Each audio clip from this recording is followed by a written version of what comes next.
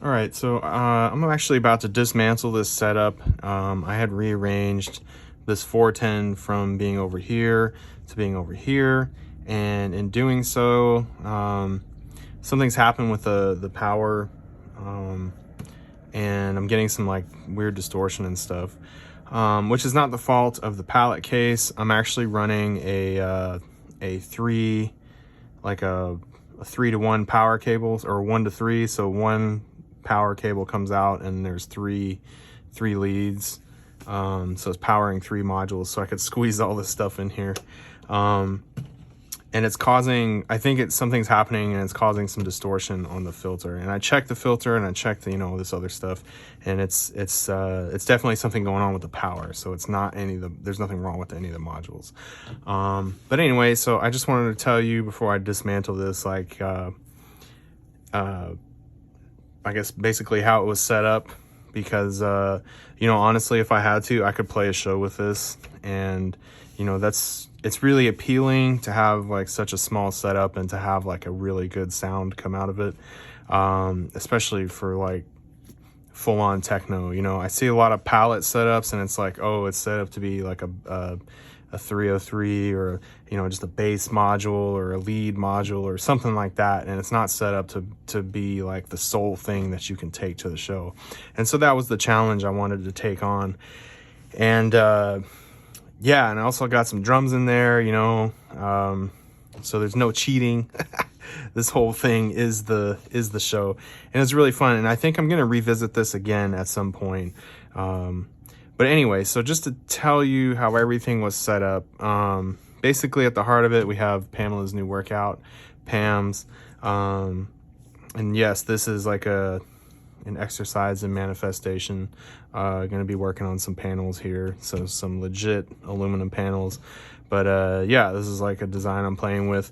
But PAMS is the heart. PAMS can do so many things. It can send out Euclidean rhythms. It can send out envelopes. It can send out LFOs. It can trigger. It can be a gate trigger. And so this is the sequencer, the main sequencer, and then I have the Erica Pico Seek, which is my sub baseline sequencer, as it always is for the SY05. This combo is just like super duper powerful, and I'm just gonna link these two just to kind of help you keep track of what's what. So yeah, so PAMS is the main thing. The other thing that PAMS can do, it can also act as a quantizer. Not very well, because there's like a little delay in the quantization, but what do you expect? The thing does so much stuff in 8HP. So anyway, and so the way I had this set up is let me turn this on. Maybe not. There we go. Okay, let's turn this on. So I'm trying to remember how I had this set up. So I used the bottom 4 rows for drum triggers, and then so this was see, 5 was the bass drum trigger, and I just have this set to quarter note gate. That's not going to change. And then so this is triggering the Pico drums. So for the drums, I have the kick on Pico drums, this one, and then on the second Pico drums, I have closed hat and open hat, with the option to do exclusive or individual, which means that the open hat will cut off the closed hi-hat if it's exclusive, and then individual means they act as 2 separate voices. Let me go ahead and patch these just to help you see. Let's see. And so what I would do with this, of course that's not going to fit. That's okay.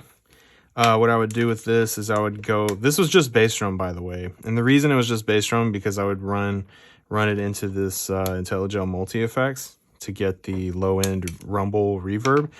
That might not be the best use of it, because technically I could use a sample that already has the reverb on it, but I just went ahead and did that. I mean, this is what I have too. Someone had mentioned in another video, oh, well, there's more interesting 1U modules, which, yes, I can agree.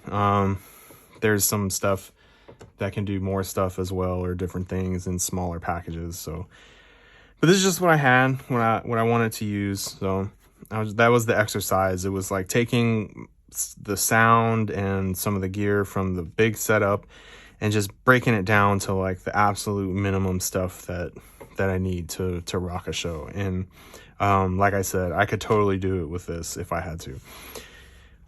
It does take some preparation though. Okay, so let's follow the drums. So we went out of Pam's into trigger 1, which is a bass drum sample, and out of trigger 1 into the multi-effects reverb, which the reason this reverb is special is, one, that yes, it's 1U. There's also a 1U mono reverb that's also smaller, but this one has a built-in tone control.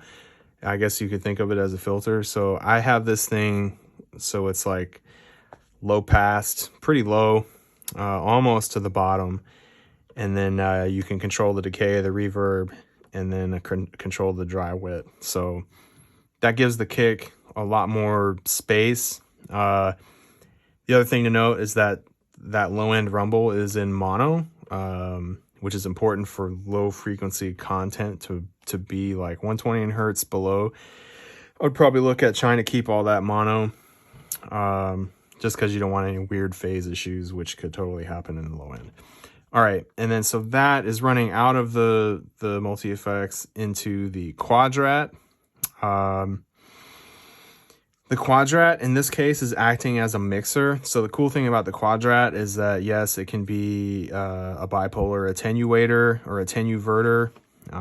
So right now it's just set to unipolar. And so basically it just acts as a volume control. It doesn't have any gain to it. So whatever volume this comes in at is the level that you get stuck with. You could deal with that.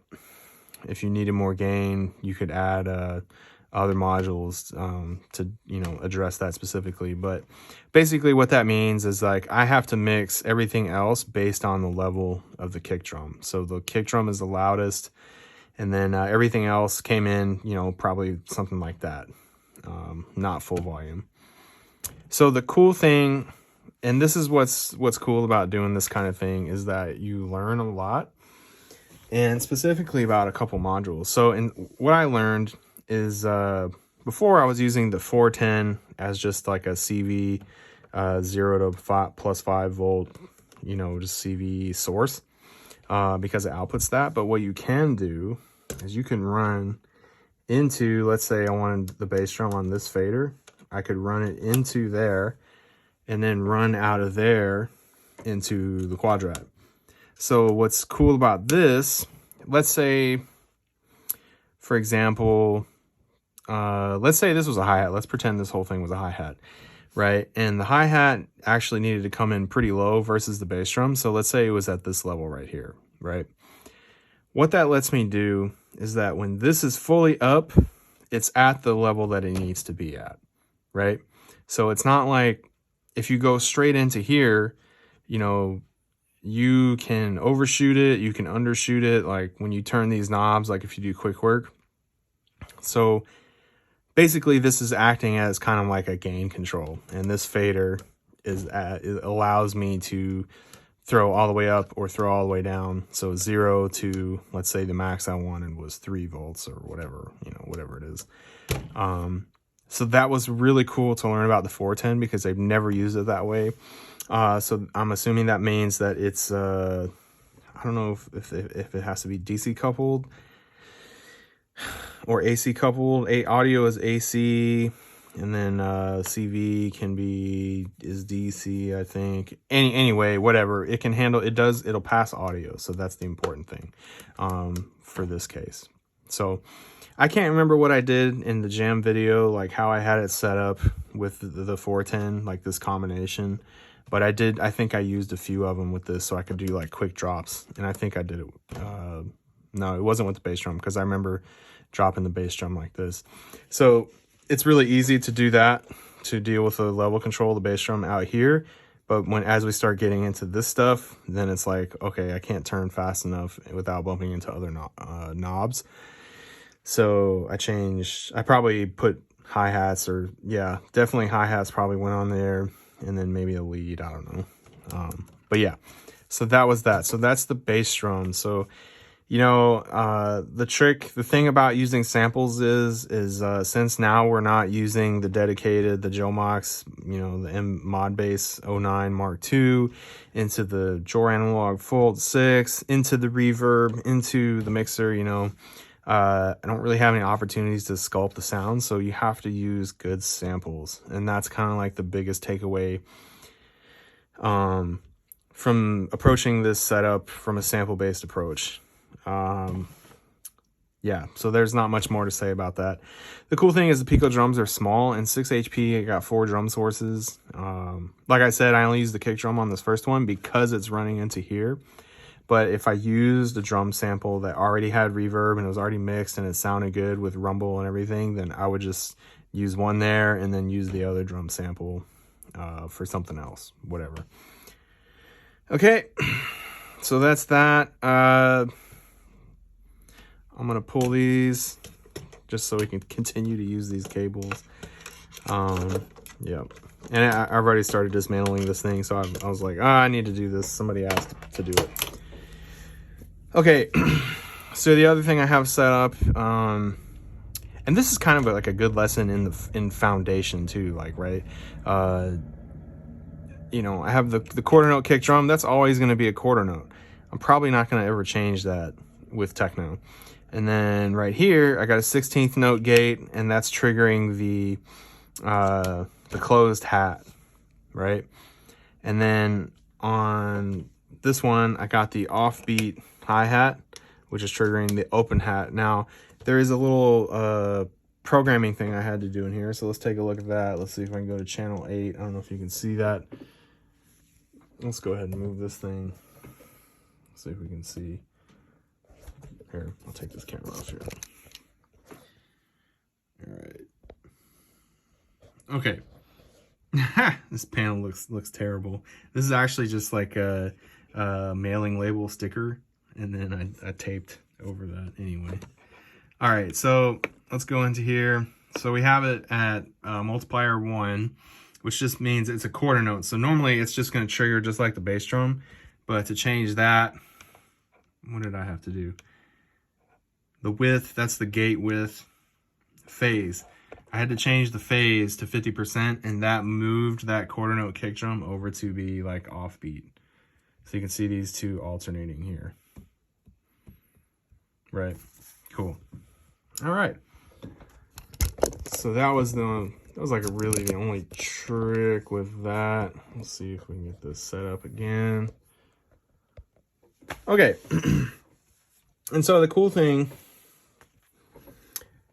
you would think it'd be a disadvantage, but it's kind of an advantage, is that these two drums are mixed to one output. So this went straight out of here.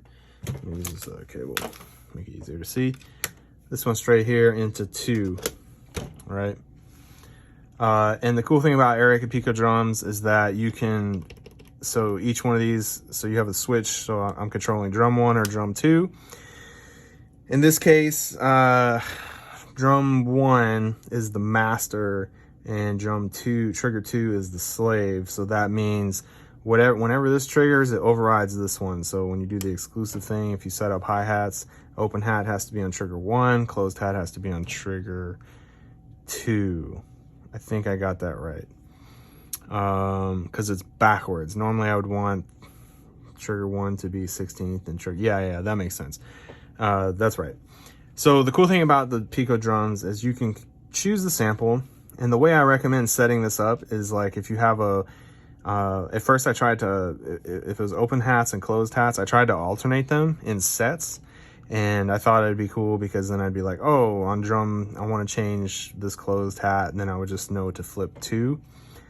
That didn't work out so well. So the way I recommend setting up is like have your list of closed hats and then your list of open hats, or whatever the order is, like keep everything together. That way you can just flip between them. And it doesn't really matter if they sound like they're matched. I thought it was going to matter, but more than it did, but it didn't really matter. Okay. So, so you can choose the sample, you can choose the pitch individually, and then red means that's the normal pitch when you hit that.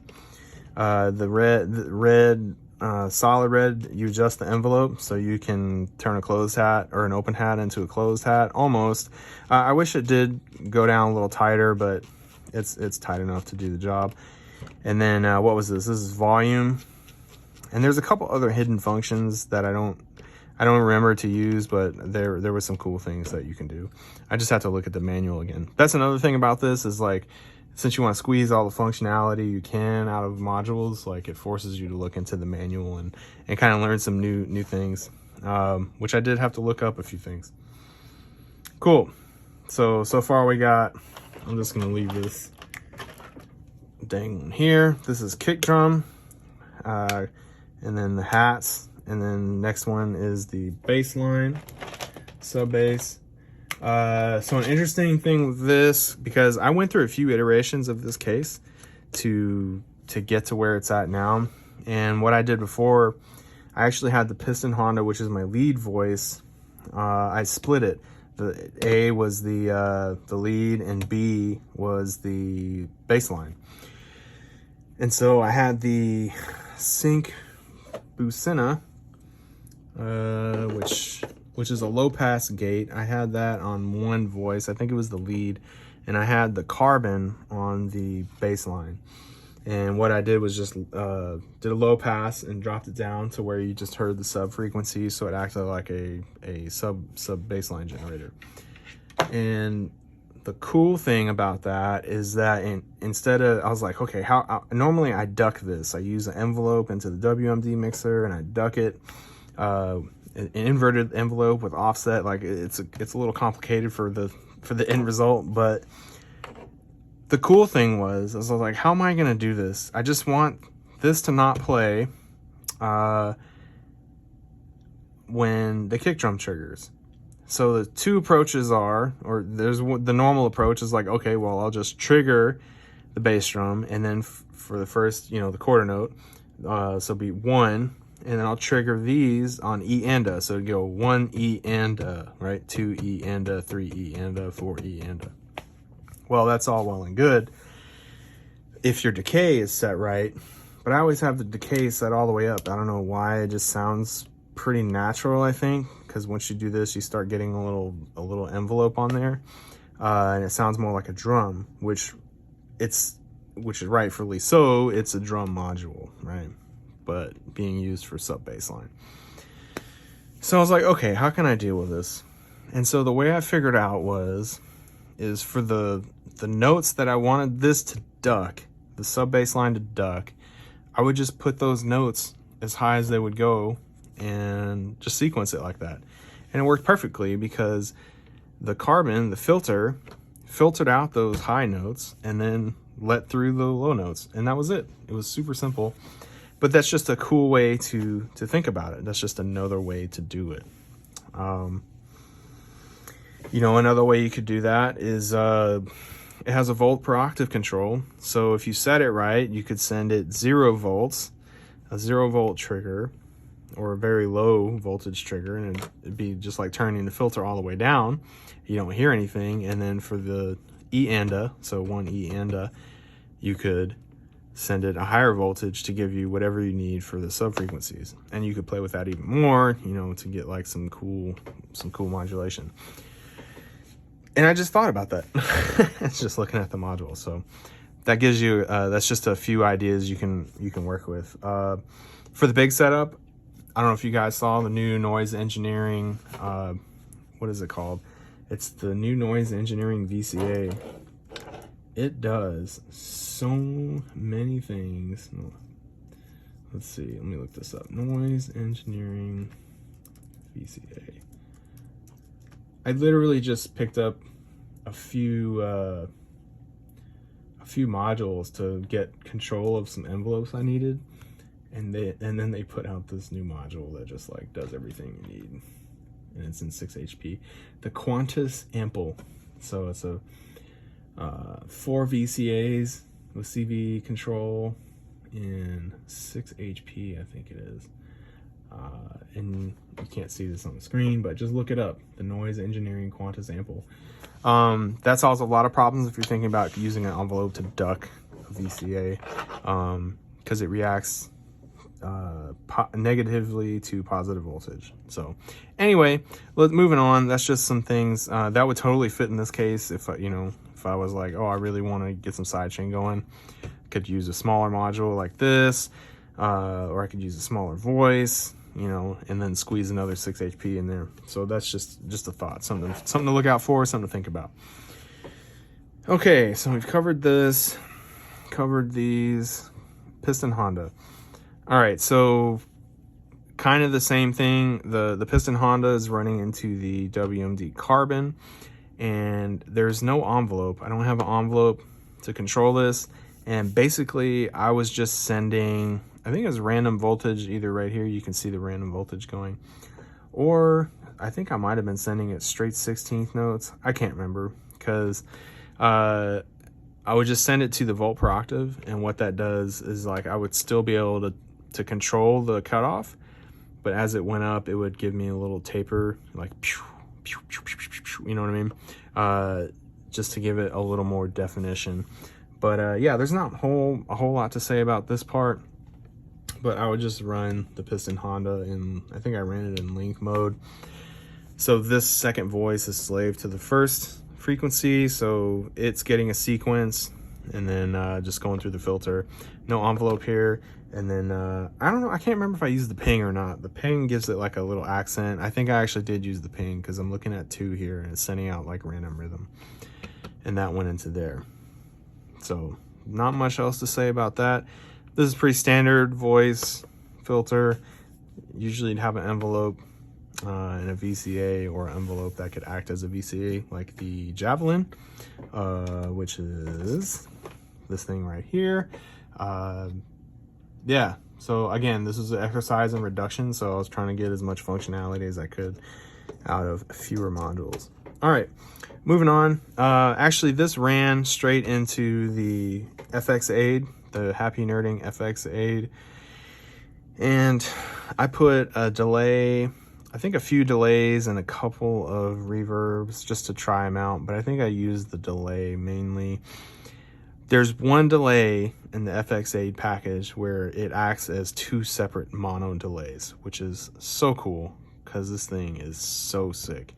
I did flip through a few of effects, I think, at some point, and like got some like crazy, just like whatever, super short delays, and they feed back, and like where I paused everything else but just kept this going and was just like tweaking this sound. Lots of cool sounds coming out of just this simple package here. Okay, so let's wrap this up here in just a second. So where are we going? We went here to here. I'm gonna patch it just so you can see. I have this Aeron chair, and it's supposed to like not hurt your back or anything. And I actually have 2 of these chairs, and I got them at work because I was having to sit at a desk for a long time. But this one, for some reason, doesn't feel too good on my tailbone after a short period of time. So anyway, okay, so imagine everything's patched going into this Quadrat here. So Quadrat's super cool. There's also the half version, the Duat. So if you get 2 of them, you just have to use more power cables, but it's the same space. So, but on the Duat, you have the ability to get 2x gain out of one of the channels. I don't know if it mixes the same though, because this is like 4-to-1. So if there's nothing plugged in, each output mixes to the next one, right? And so in this final output here, I'm getting a mix of all of these channels going out into the tritone. And this is something I've been wanting to talk about for a really long time, but this is something that people don't do in Eurorack that often. And I'm telling you right now, like, it is such a big part of the, like, getting a finished sound, like a full, bigger, brighter, fatter bottom end. Having a master EQ to just give you a smile curve, because that's what's going on here. Let me show you my settings. These settings have been arrived to after whatever 60 something streams. Just a little bit of boost here, a little bit of boost there. I messed with the frequencies, and apparently I wanted the most out of this filter, out of the low shelf. And then the highs, probably just tweak that around for a while until I arrived at that setting. And then also I wanted to boost some mids, so again, not too much. And then I just messed around with the frequency, and I guess I found, oh, I just changed it. I'll have to go back and look at the vid, but yeah, so right there, whatever that frequency is, I don't know. That's the thing, is like, the other cool thing is just use your ears, you know. I used my ears, and that's what I found. So playing in the car, doing the car test, doing the test on the speakers and the monitors, and then like this is where it's at. All right, and then so I'll come back to that, but just to show you the patch out of there into, I use the headphone output. So this is mono, but it runs dual mono into the headphones. I just recorded straight out of there. I have a quarter to eighth cable, or no, sorry, quarter to quarter going into the interface. And that's it. But yeah, that whole, the mastering thing, like everybody spends like all this money and space and everything on just like modulation, and like we're getting all crazy here, and the sound has to be a certain way, but I'm telling you, like, this adds so much to the sound. And you know, really, you could just do it in post on your videos. I have a feeling a lot of people do that because they don't want to take up the space. But with this in particular, the cool thing is after a certain point, it starts to saturate, and it gives you like a little bit of an overdrive. And I think what I did was I dialed it up until I heard that, and then dialed it back just slightly. So I'm getting very subtle overdrive, and that's like a thing that's helped me with universally, is dialing something in until you really hear it, or until you hear it, and then just dial it back slightly, and then that gives you like the vibe of that effect, whatever it is. And that served me well with a lot of things: compression, overdrive, drive. Because you don't, I mean, unless you're making like super hard techno, like you don't really want to hear like a fuzzy kick, right? Unless you're doing like, you know, 140, whatever, 145, some techno like that. This is more like low end, like big low end, but not a fuzzy, like a driving, like angry low end, right? At least not that's not what I'm going for. What is that? Oh, hard style. Yeah, not like hard style. But yeah, anyway. So cool. I think that pretty much rounds it out. So some other cool things. Someone had asked about, could you do like Octatrack Crossfader style stuff? And so the thing to understand about that is what you could do on the Octatrack is when you set the crossfader to the left, you could, let's make an easy example.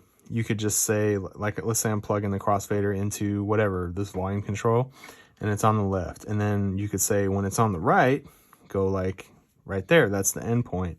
And so what it did was just, it would, as you would move the fader, it'd be just like turning that knob, but the power was in that you were doing that to multiple things. And I think it was every parameter could be mapped to like that, and they called it scenes. But so the idea is one fader, one controller could just like change everything on the Octatrack. So I thought about it, and they said, well, could you do that with modular? I don't know how you would do it, but could you do it? And I was like, okay, yeah, for sure. And it's actually really easy. So right here, you could just use this right here, one of these faders. Let's say it was this bottom left one right here. So I'm gonna go out of this one. I'm gonna mult it, and I could literally plug in every single one of these into a modulation point, like a CV in right here. Let's do it just to see what we could change. And I wish it was all set up so where we could hear it. I hope this how I play wasn't boring because it's just me talking. But yeah, so let's say sometimes these jacks sound funny. So let's see, 1, 2. And what's cool about this is that this mults across the board if you don't plug in anything to this one. So they're normal together. That's the correct term. What else could, oh, the mode. That'd probably sound weird. Whatever. So we're going to change the mode. And then we'll plug this into, and you know what? I should do this. I bet you it would sound pretty cool. Like, it's totally going to change everything about the sound. And this would go here. And this would go, where do we want? Saturation? Sure. That's what's cool about modular. What's cool about it. And then, of course, here, we're going to go into the CV input of the FX8. So, yeah. So now, whenever I turn this up and down, oh, you can see it. See the lights, LEDs changing? Whenever I do that, now we're changing parameters on a ton of stuff. Everything that these blue cables are hooked up to. Okay, so that's a way to do the Octatrack Crossfader. The power in the Octatrack, of course, it's a digital thing. So like you could have a scene on the left, which would be like this, and then a scene on the right, which is normal. But then you could change the left scene, and instead of this being like this being the left scene, this could be the left scene, right? Or entirely different patch points. So that was the power in the Octatrack with the Crossfader. But yeah, you're a little more limited here, but you know, I think if you get creative, you can do some cool stuff. So tons of power in here. Some other things to explore. I believe, so some pattern generation, some pitch generation. Let's see if I can find it. I'm gonna take this off so you can see again. So again, PAM's really powerful. I'm not gonna be able to figure out which one. Maybe it was 3. Okay, perfect. So channel 3, you can see, is going up and down kind of randomly, but it's repeating, it's looping. So I have the wave set to random, and then you can control the level, which I had to CV2, but I don't know if I messed with that or not.